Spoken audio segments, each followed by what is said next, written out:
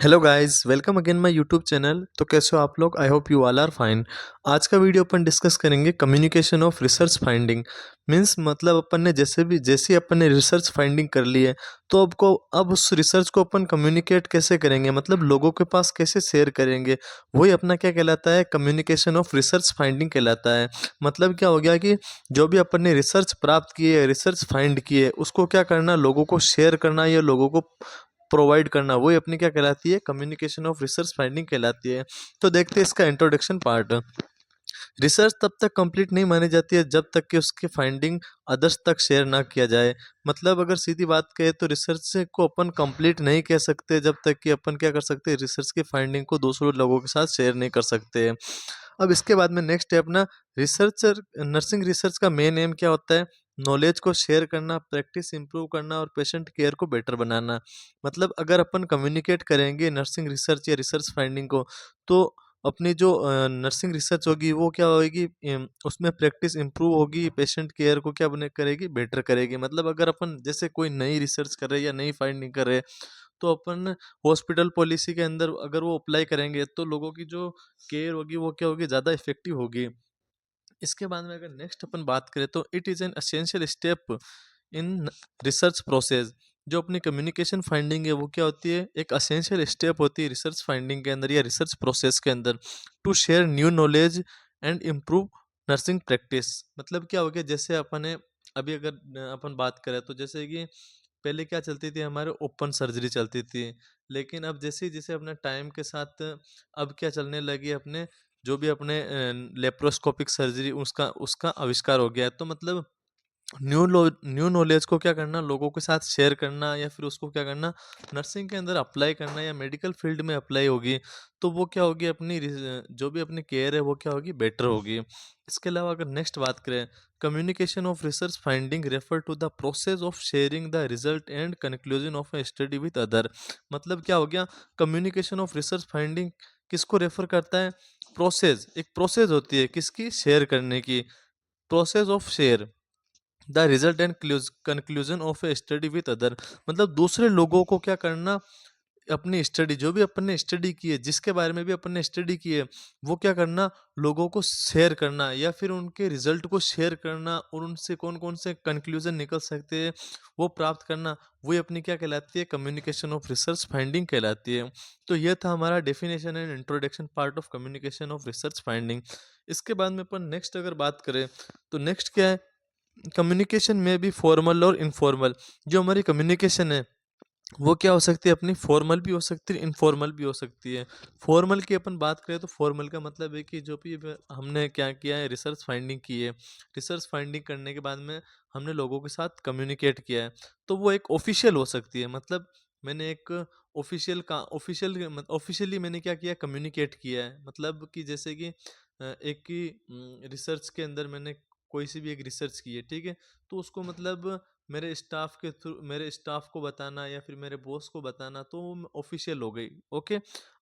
तो कम्युनिकेशन में भी फॉर्मल और इनफॉर्मल। इनफॉर्मल मतलब अनऑफिशियल।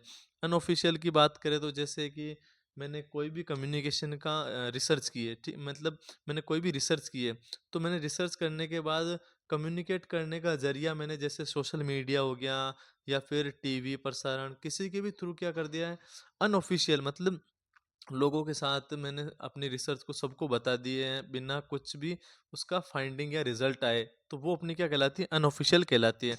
तो जो अपनी कम्युनिकेशन है वो क्या हो सकती है, फॉर्मल भी हो सकती है और इनफॉर्मल भी हो सकती है।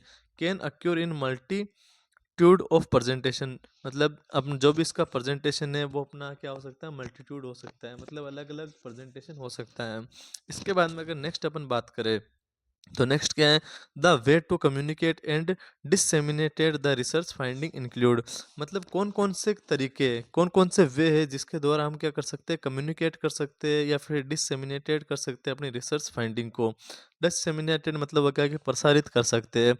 तो सबसे पहला अपना तरीका है publication of research, publication of finding in Schuler general. मतलब क्या करना कि जैसे शोध पत्रिकाएं होगी उसके थ्रू क्या करना, पब्लिकेट करना अपनी रिसर्च को। अगर नेक्स्ट अपन बात करें तो नेक्स्ट हो गया अपना रिटर्न क्लिनिकल समरी। जैसे कि अपना हो गया डॉक्टर और नर्स के शेयर, मतलब डॉक्टर और नर्स के लिए मतलब अपन शॉर्ट रिपोर्ट तैयार करना, ठीक है।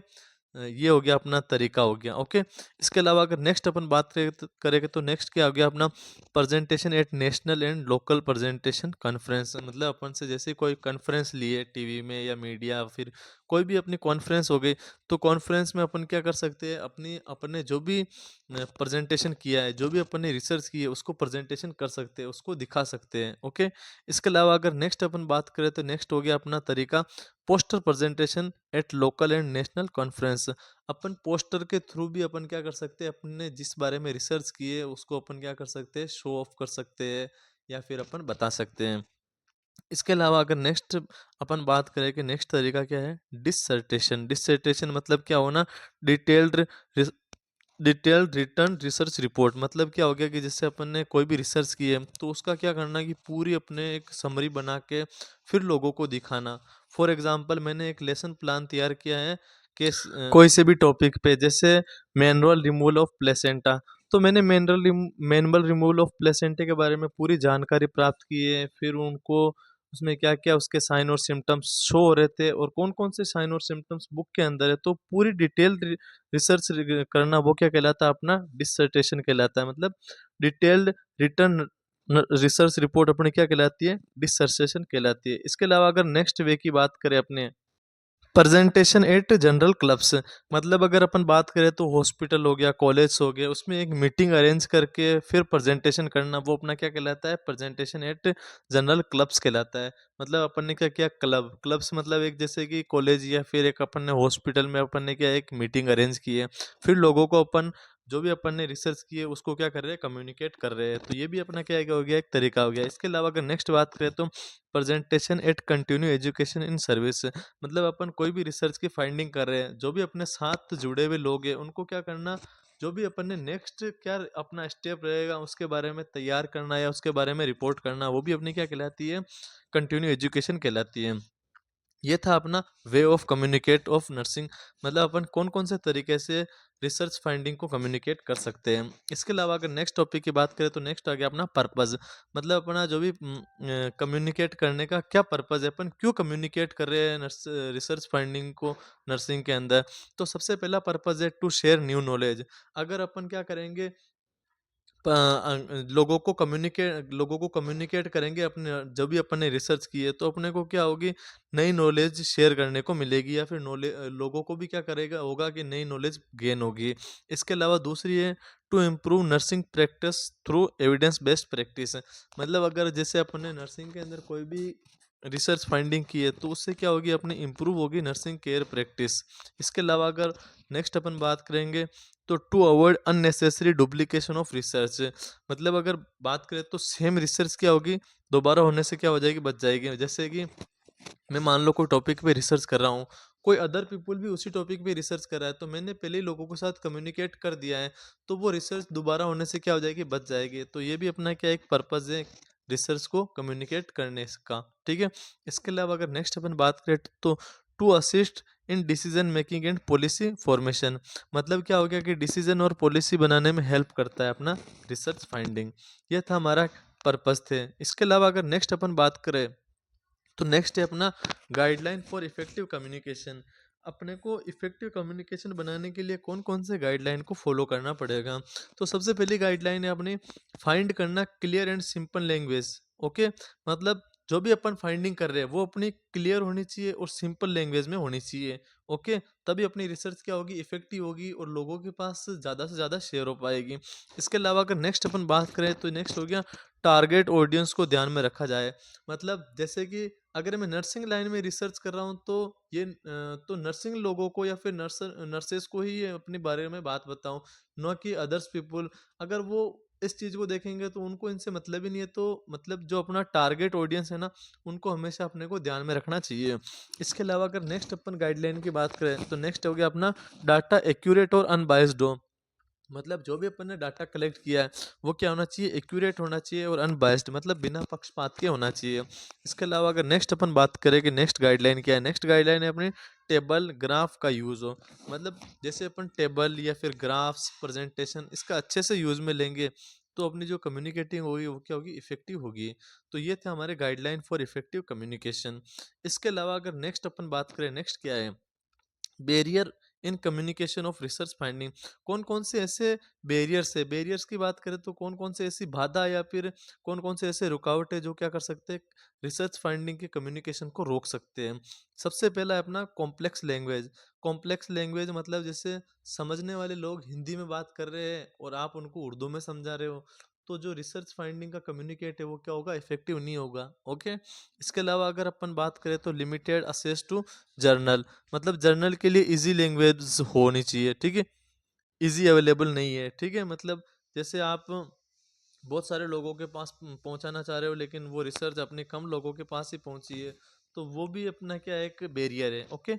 इसके अलावा हो गया अपना lake of time, lake of time, time का अभाव हो गया। इसके अलावा पुअर प्रेजेंटेशन स्किल हो गई, मतलब प्रेजेंटेशन अच्छी नहीं हुई है, तो वो भी अपना क्या हो सकता है, एक बैरियर हो सकता है किसके अंदर, कम्युनिकेशन ऑफ रिसर्च फाइंडिंग के अंदर।